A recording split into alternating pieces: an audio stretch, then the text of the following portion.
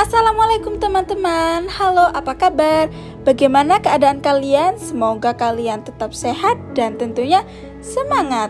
Nah, kali ini kita akan membahas materi baru, yaitu teks prosedur kompleks. Ada yang sudah tahu apa itu teks prosedur kompleks? Nah, kita akan membahasnya perlahan ya di sini. Nah, kali ini kita akan berfokus pada kegiatan menulis.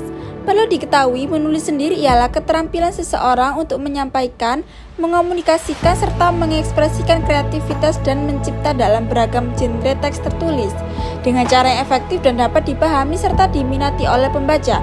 Komponen-komponen yang dapat dikembangkan dalam menulis diantaranya yaitu proses menulis, menyusun ejaan, kata, kalimat, dan paragraf. Keterampilan menulis pelajar menunjang menyampaikan gagasan dan proses berpikirnya. Nah, tujuan dari teks prosedur sendiri ialah memberi petunjuk cara melakukan sesuatu. Tujuan teks prosedur menjelaskan kegiatan yang harus dilakukan agar pembaca atau pemirsa dapat secara tepat dan akurat mengikuti sebuah proses membuat sesuatu, melakukan suatu pekerjaan, atau menggunakan suatu alat.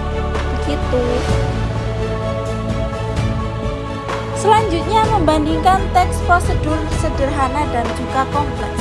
Teks prosedur dibagi menjadi dua, yaitu teks prosedur sederhana dan juga kompleks. Tentunya ini dibedakan karena susunannya yang lebih detail yang dimiliki oleh teks prosedur kompleks seperti pada gambar, di mana langkah-langkah, tujuan, dan reorientasinya juga jelas. Lalu, apa itu teks prosedur? Teks prosedur merupakan teks yang berisi tata cara berupa langkah demi langkah untuk mencapai tujuan tertentu, misalnya membuat atau melakukan sesuatu.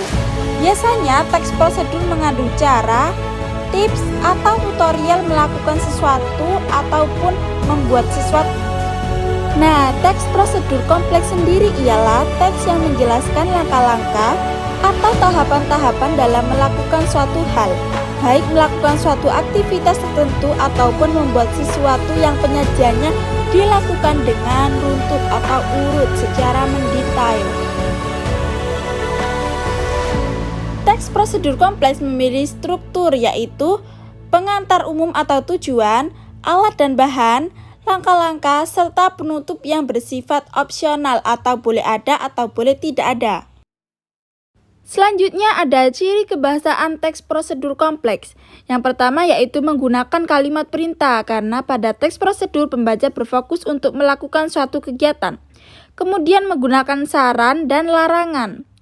Selanjutnya ada juga kata dengan ukuran akurat seperti 2 simbah merah, 1 buah paya, 1 mangkok susu, ataupun penggunaan kelompok kalimat dengan batasan yang jelas. Contohnya, rebus hingga menjadi bubur, lipat bagian kanan, tekuk menjadi bulat, ataupun yang lainnya.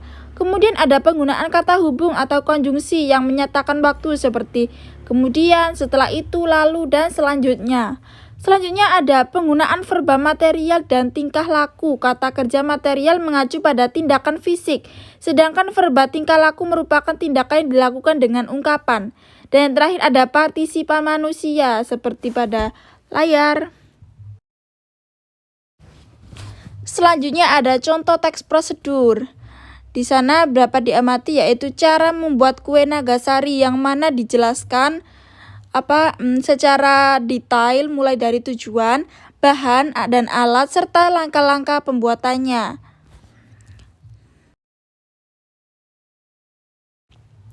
Adapun contoh singkat teks prosedur kompleks yaitu cara membuat omelet yang mana berisi bahan-bahan serta langkah-langkah.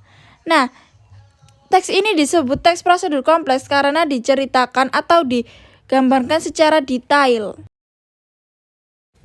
Yang terakhir ada tugas atau capaian yang harus dilakukan peserta didik, yaitu berdiskusi mengenai struktur dan kebahasaan teks prosedur kompleks melalui Padlet, kemudian menyusun teks prosedur kompleks secara bertahap dengan sistem konsultasi pada guru pengajar, dan yang terakhir ada penilaian melalui Google Form dan mengumpulkan hasil teks prosedur. Sekian penjelasan singkat dari saya. Bila ada salahnya mohon maaf. Wassalamualaikum warahmatullahi wabarakatuh. Tetap semangat.